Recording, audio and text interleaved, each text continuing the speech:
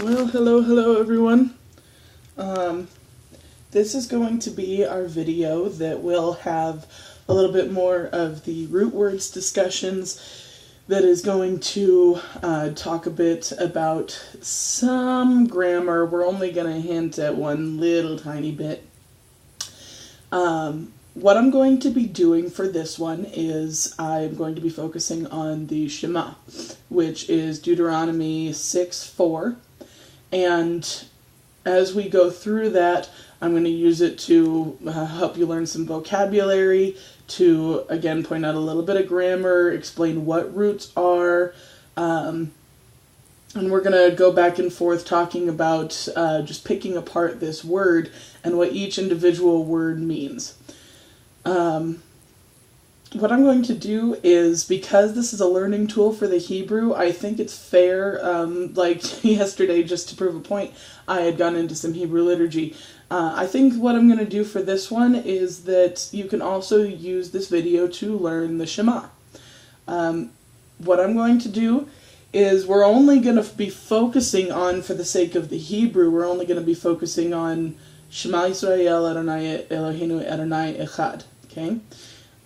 What I'm going to do for the song is I'm going to present both tunes that I know to the Baruch Shem Kivod Malchuto Leolam Vayed.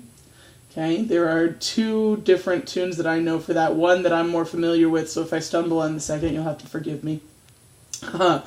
Then I am Messianic, so I'm going to go ahead and sing you the Yeshua HaMashiach Hu Adonai. And if the thing is, I understand that these videos are my platform. Frankly, I do get to talk about what I want to talk about, and if you've chosen to listen to me, then if you agree with me, fantastic.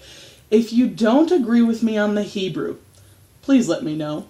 I would like to know why that is, if I'm saying something incorrectly, or if you know even cooler information or something you want to add on to, or whatever that may be. As far as Hebrew and the language is concerned, I would love for you to contact me on that. If you don't agree with me on a, doctrinal level or whatever you want to call it, then I'm sorry, but this is not the place to have those conversations. This is a instructional Hebrew class, so I'm going to teach it the way that I know and the way that I believe it to be true. And if you don't necessarily fall right along my path of agreeing with me, that's okay. The point is, I want to make these videos so that anybody can come in and learn from them and not have to worry about whether the information they're getting is going to offend them.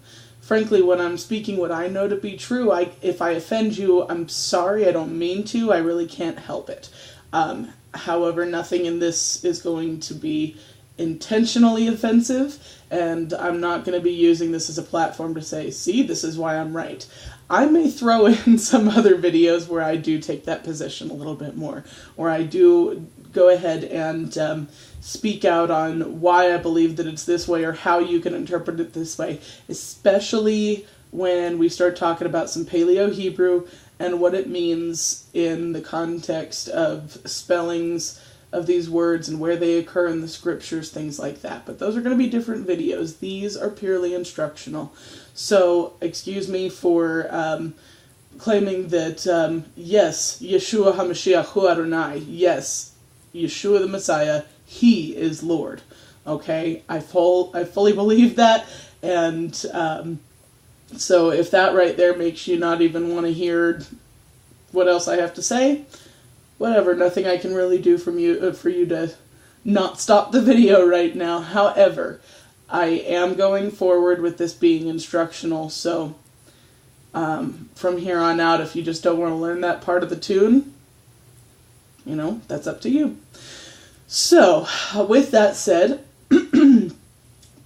I'm going to talk about the Shema a little bit, get you familiar with the words, because obviously when I spoke it right there, you're going, I'm sorry, what did you just say? It's all Hebrew to me. So when we get into this, I'm going to go ahead and go through each individual word, talk about them a little bit more, get you familiar with what they are, what they say, how to read them, stuff like that. Because the other part of this is I'm trusting that if you are already reaching video 4, I believe this is, that you've already gone through video 1 and learned your alphabet. That you've already gone through video 2 and you're really trying to understand what's going on with how to read and doing things like this. I might add some supplemental videos for those two so that you can practice things. However, that's kind of what this is. So we're going to be learning some reading, but I trust that you know your letters, and I trust that you know your vowels by now. If you don't, at least go back and review those videos right now, please, because otherwise you're going to really be confused and I'm going to be moving too fast for you. But if you can keep up at this point with those two things, everything else that I go through here now in the vocabulary will be, I'm going to do my best to keep it clear. I don't mean to lose you. I just think that you would be less lost if you were able to follow along with some of the reading that we'll be doing here. Okay. The reason that this is called Shema, Deuteronomy 6:4, sure, you can do the regular citation like that, but if you read in the English, it is, "Hear, O Israel, the Lord your God, the Lord our God." I'm going to go ahead and translate that. Sometimes I've heard Lord your God, which isn't necessarily incorrect, but for our purposes, we're going to be talking about the "our" ending on that word. So excuse me, let me repeat that. "Hear, O Israel, the Lord our God, the Lord is one." Okay? Staple of the Jewish belief. I mean, it is one of the first things that you're going to learn. I can tell you right now, it was the first thing I learned. So, Shema is going to have our sheen. Uh-oh, and I just realized I need to put some paper down. Sorry, 1 second.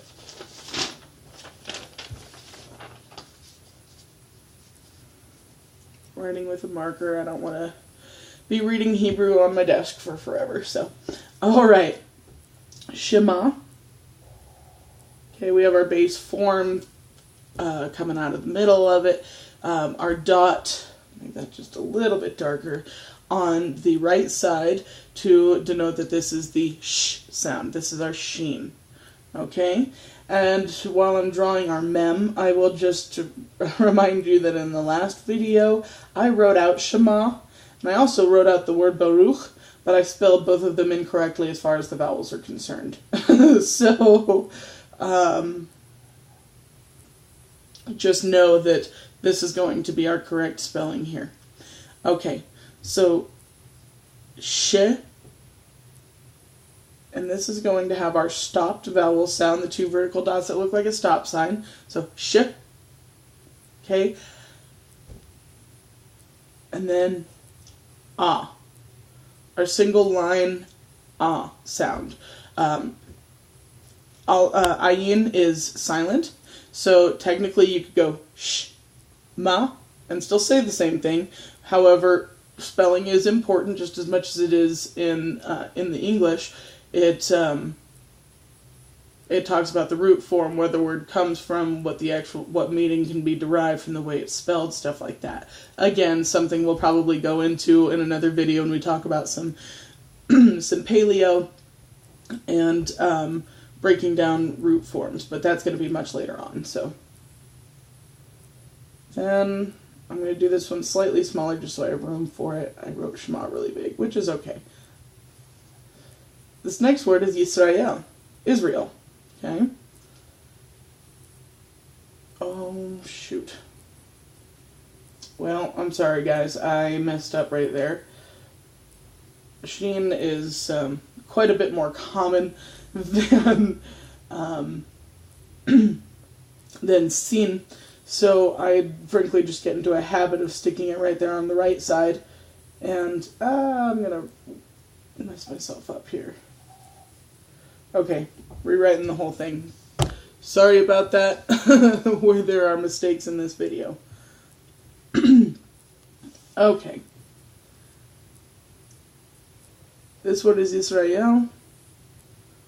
We have our Yud at the beginning. See, written the same way as the Sheen, the only difference. So we throw it on the left. Sin is not right. Okay? That's our little mnemonic for that one. Yisra. Looks like a little backwards lowercase r. Our Aleph, which is our silent letter.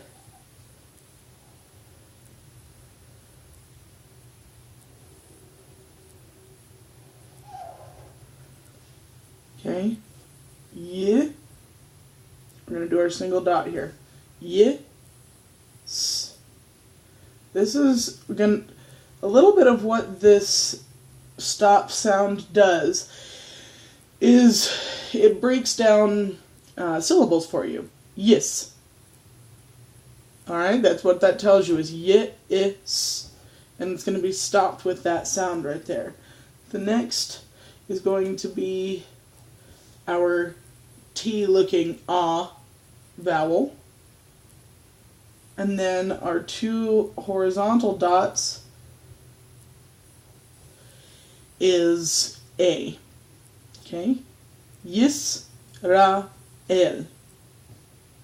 Alright, do you see how that works? Because there is a vowel underneath the aleph, that's going to take the sound in and of itself. So there's this little, almost inaudible stop between the resh and the aleph. So you get yis, which that is an audible stop. Because we have this here. You're going to hear that yis, ra. Okay, then the vowel continues with a different consonant at the beginning of it after the two dots. Yis, ra, and then el. And just know that Yisrael. You can almost do that. Yisrael.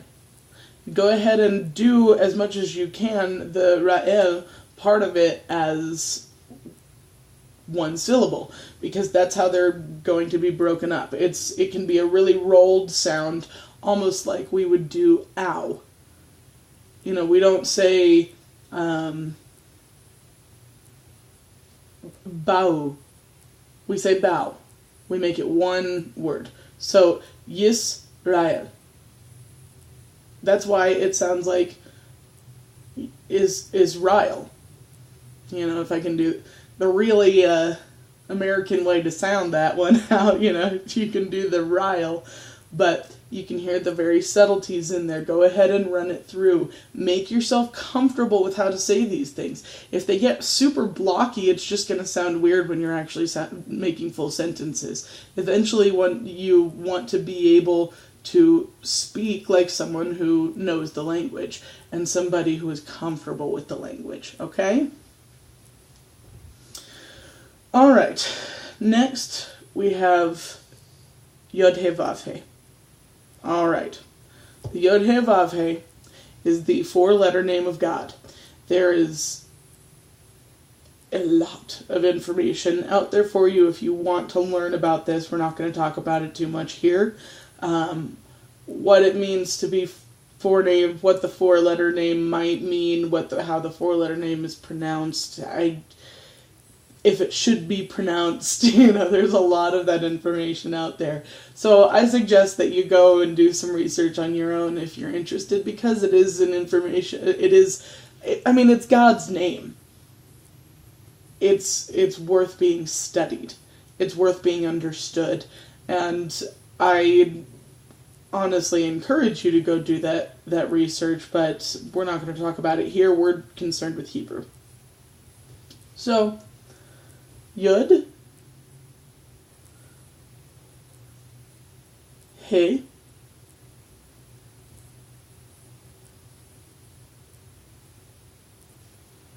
Vav, He.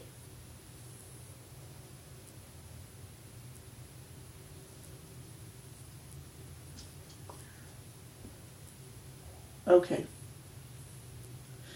Now, the thing about this is I'm not going to add any excuse me, any vowels. Because the Masoretic text, which is primarily where these vowel markers come from, either, I'm pretty sure they just, for all of these words, they were still used to a certain degree, so I imagine that they were able to go back and know, oh, okay, that's Shema, it's going to be written like this, and that's Yisrael, it's going to be written like this. Yod He Vav He, I believe, was pretty much lost to as to how to pronounce it, if it was ever known. Some people say we didn't know it. Some people say it was, for the elite. Other people say we do know it. It's Jehovah. And so when we do things like that, it's a lot of speculation. And so what I'm going to do is, because it is God's name, because it is holy, and because there is a lot to be understood in this, I'm just going to leave it like that. This is about all we're sure of, is that it is Yod He Vav He. Okay? When you hear me refer to this name, you'll hear me say Adonai. Adonai means Lord, literally. Other people might say Hashem.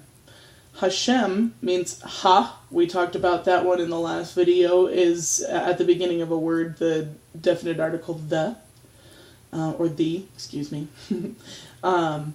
Then Shem, Shin Mem, means name.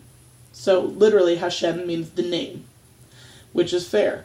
Adonai is just what I got used to through my congregation, what I agreed is an appropriate substitution for something that I don't necessarily know everything about, and I think that's the way it was intended. So I'm happy to just call him Lord. And the funny thing is, if you think about it, sure, we call him God, but God is just a title like everything else. As much as there are Greek gods and Norse gods or Egyptian gods, you have this lowercase God, and then you have who we refer to as the God of Abraham, Isaac, and Jacob. That then you capitalize his G, and but it is just a title and a way to, by capitalizing it or making a dash in the O in God or in Adonai, things like that are just ways for people to try and give it that that sanctity that it deserves, that being set apart, that, oh, this isn't like every other God, this is the capitalized G God. Oh, this isn't like every other Adonai, this isn't like every other Lord, this is the capitalized Lord. Oh, this isn't just any God, this is Yod He Vav He. So we try to be a little bit more careful, and I don't know, careful isn't quite the right word. It's not like we're going to incur wrath upon us if we do this ignorantly. If we don't know what we're doing, I think God is merciful enough to say, it's okay, you didn't know. But hey, guess what? And then he'll tell us. And however, if we understand the magnitude of what this is and the to do something in the name of God is huge. So when we talk about what the name of God is, we need to understand the magnitude of that and have the appropriate reverence as a result. Okay? So next we're going to move on to, oh, that's a perfect transition, is Eloheinu. Okay. Now, this is where we're going to talk about roots. And I'll get back into these roots because I want to explain Shema and Israel and all that. So we have our Aleph, Lamed,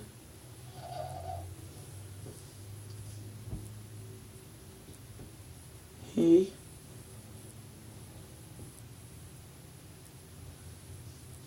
Yud, Nu. Nun, sorry. I'm just reading the end of it. Nun, Vav. Okay? So, keep in mind, I'm going to write all of these without the vowel markers first. Eventually, I'm going to get to a point in these videos where I'm going to start writing words, and we're going to be doing vocabulary, and especially when we're working on root forms, that you won't get the vowel markers. I won't give them to you. Because when you start learning how grammar works, you start to understand that the grammar is dependent on the vowel markers. And that there's the pual and the pl and the hitpuel and the hitpual forms of the, and I mean, my goodness, I'm still learning what those are. So those are going to be getting into those videos where I might have to do quite a bit of my own research before I can keep going.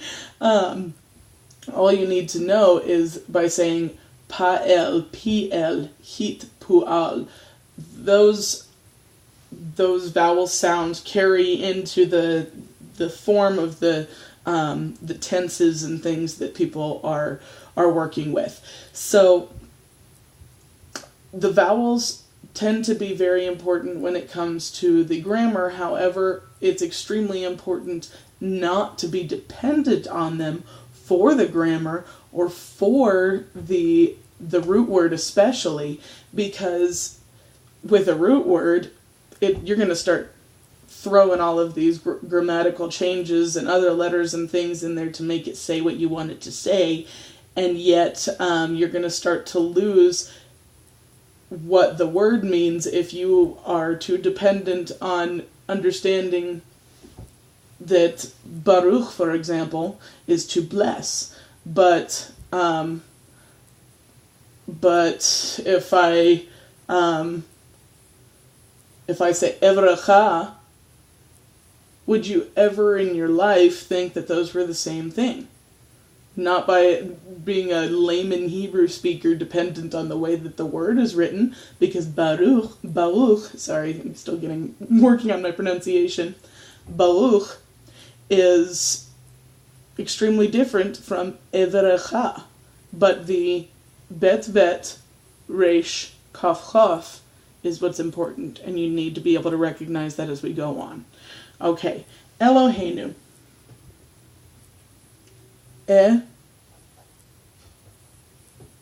Lo. Now we talked about this a little bit in our vowels. See how there's the vav that can carry a vowel is going to be the it's going to have it up here. It's going to be the o sound, or it's going to have it in here. It's going to be the u sound. And then I talked about there being this little ghost vav that if you want to picture that in there, and I'll just pencil it in. See, it's not there. They don't need it for the spelling, but the vowel that it carries was almost as if it were there.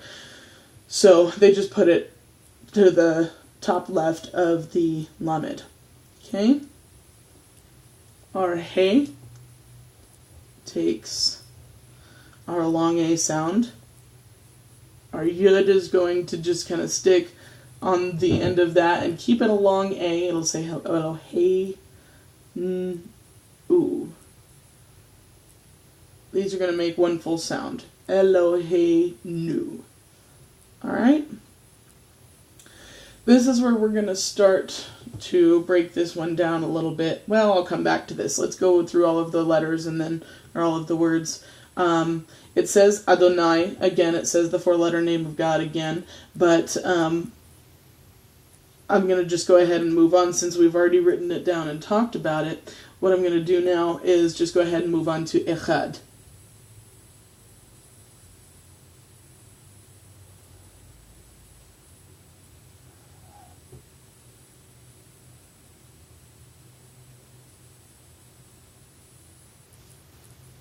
Aleph, Chet, Dalet. Okay, we have our Aleph, we have our Chet. We know it's not a Hey because there's no window. We know it's not a Tav because there's no toe. So it must be a Chet. It's fully closed off. It says a Ch. And then our Dalet here at the very end, we have our little diving board hanging off the back of it, so we know it's not a Resh. Okay? Then, the vowel markers on this is our E,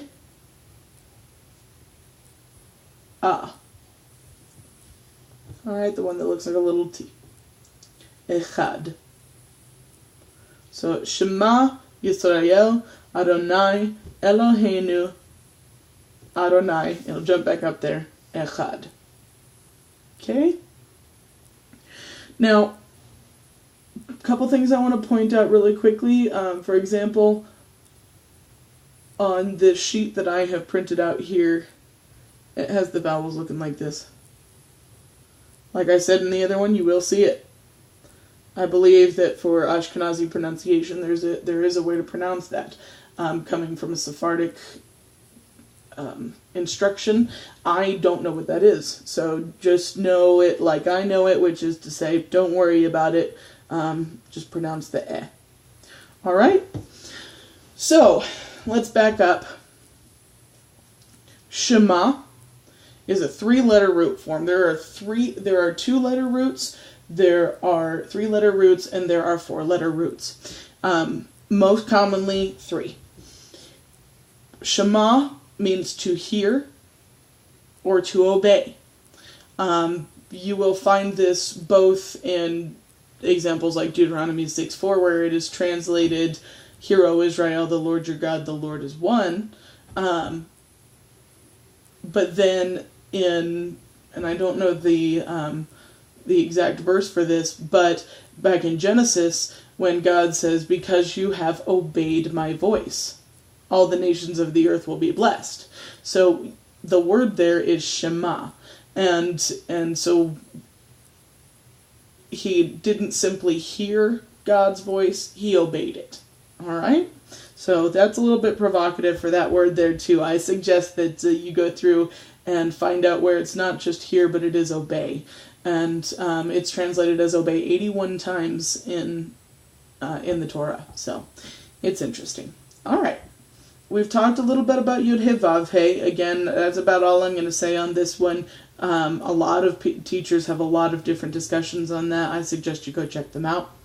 Here we're going to come back to Yisrael, okay? And the root of this is Sar, okay? Sar is a 2-letter root form that means prince. It can also mean to strive or to struggle. Okay, when you see this, the one who strives with God is how they translate Yisrael, but I've also heard it to be the Prince of God. Now, I can talk a little bit about some grammar. I think why it might be better translated as Yisrael, in that it would be the one who strives with God, because that's how Jacob got his name, for one. But grammatically, the yud at the beginning of the word is going to say he will. He will do this. And then, obviously, as opposed to having the noun being sar, being prince, sar then becomes the verb, which means to strive. And you can see why those are connected words. In order to be a prince, in order to be a king, you're going to be on the battlefield. You're going to be striving with people. You're going to be striving with lots of different things just by being someone who is in a position of power. Okay? Yisra, and then El is going to be our same form down here. El is also a 2-letter root, which means God. Okay? That is the basic meaning of this. I would almost say you won't see it translated as God unless it is in the word Elohim, which I'll talk about a little bit more down here. If you see it in a word like this, where it's that part of a different word like Yisrael, or let's see, Eliyahu, Elijah, the name Elijah, El at the beginning of that is God. When it's part of a word like that, that's probably where you're going to see it more translated as God. If you're seeing it as an individual word, it is a different word that means to or towards. And so don't get thrown off by they're spelled the same, but they are two different things. So if you're seeing just El, yes, it is the root part of this that means God, but if you're seeing it on its own, almost always guess that it's going to be to or towards. Okay? So then, Eloheinu. And again, this is one I don't have, well, maybe I do. I have a sheet here just so that I can make sure that I'm spelling things correctly after having realized in the last one that I did not. Yes, I do. Okay, good. I wanted to make sure that I had Elohim. And keep in mind, as I say, that I want to make sure I'm spelling these things correctly. I am also learning this language. Okay? I do teach it because I think that most people, as far as they want to get, I can teach to that point. I'm still learning. Not everybody wants to know the grammar, and not everybody wants to be able to translate scriptures and stuff like that like I want to do. However, just know that some of these things I have the answers to, some of these things I don't, because I'm still a student just like you. Just bear with me on that respect. So don't feel like I'm cheating if I've got this little sheet to say, oh yeah, that's how you do this. All right. So Elohim is the root of Eloheinu. All right. Now, some people will talk about how this is plural. Okay. That im as an ending is the masculine plural ending. If I were going to talk about the wow, I'm really blanking on a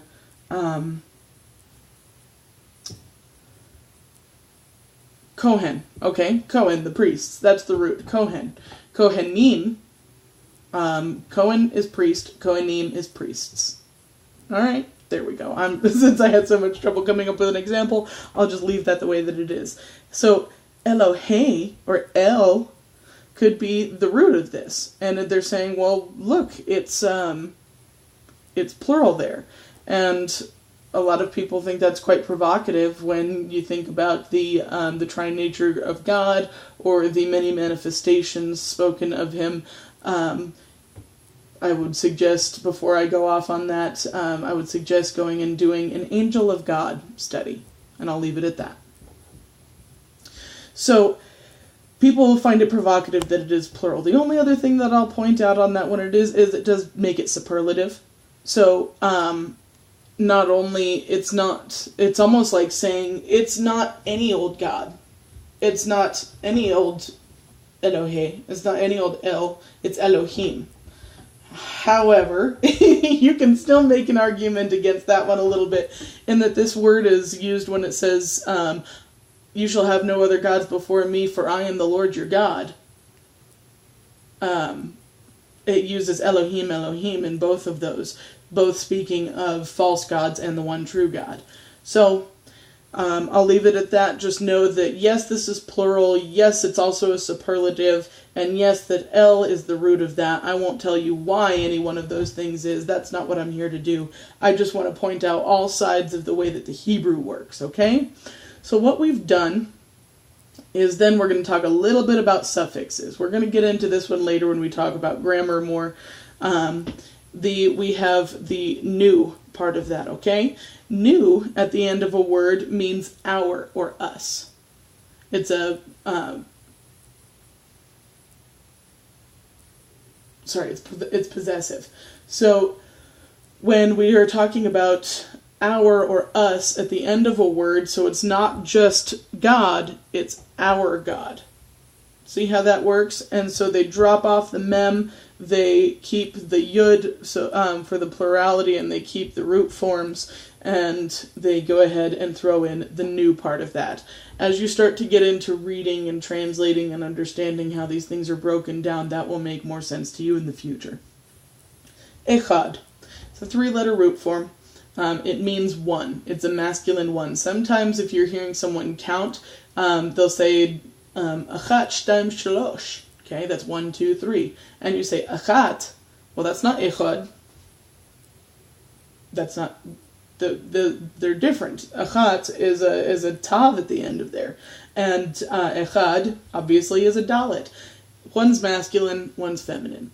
Okay. The only other thing that I will also hear is that achat, the feminine one, is more of a singularity. Echad is more like a bunch of grapes, or actually, the way that I like to illustrate this, the idea of unity in many, is malayim, water. Okay? If I'm saying, this is my water, it is still malayim. That, again, you hear that im at the end of it. Malah, mayim. I'm doing full. Excuse me. Mayim is water. So, one singular glass of water sounds plural when you say mayim, but what you realize is that it is actually many, many drops of water. As much as I could put a drop here, here, here, here, and here, they're all still water. And all I have to do is gather them together, and they're one water again. They are one mayim. I'm very sorry. Malayim is full in a plural form, and mayim is water. I'm very sorry if that confused you. Now, echad is kind of the same way, that it has this individuality but a unity at the same time, that yes, these are grapes, but it is a bunch of grapes. They're individualized, but they're all connected. So, again, I'll allow you to do your own sort of speculation as to why Shema Israel Adonai Eloheinu Adonai Echad, the Lord your God, the Lord is one. Okay. Now what I'm going to do is I'm just going to close out the video by teaching you the Shema and its song. Okay? So, I'll go ahead and follow along. I should block this out so this isn't going to completely confuse you. I probably should have done that before. Sorry. Oh well. So, here's the tune. I suggest that you play this one over and over and over again. It's a good one to know. Say this when you get up in the morning, when you lay down at night, as much as you would the Ve'ahavta. This is the opening of the Ve'ahavta, okay? Ve'ahavta is Deuteronomy 6:5. You shall love the Lord your God with all your heart, with all your soul, and with all your strength. We will talk about that one in another video. Believe me, we'll be getting into that one. This is Deuteronomy 6:4, the verse right before that. So say this one with the Ve'ahavta. And as the Ve'ahavta says to speak of it when you walk on the way and when you lie down, when you rise up, teach it diligently to your children, bind it for a sign upon your hand. All of those things that it says, do this, do this, do this. In other words, all times, every time, everywhere. Just keep this on your mind. Okay, so in order to do that, the easier way to do that is to have a song in your heart. Okay, here we go. Shema Yisrael Adonai Eloheinu Adonai Echad. Alright. So next I'm going to give you the Baruch Shem Kivod Malchuto Leolam Va'ed. There are two tunes to this one that I know better, one that I've encountered that is actually more popular, but whatever, I kind of like mine. It has a little bit of flavor from my congregation, so just know that you might hear both. Okay? Baruch Shem Kivod Malchuto malchuto le'olam vayed. Okay, and here's the other one. Baruch Shem Kevod Malchuto Le'olam Vayed. Okay, so that is blessed be the Lord, blessed be the glorious majesty. Sorry, Baruch Shem. Blessed be the name of His glorious majesty forever and ever. Very sorry. Then, finally, there is what I like to sing with chutzpah. Yeshua HaMashiach Hu Adonai. Yeshua the Messiah. He is Lord. Have a good one, guys.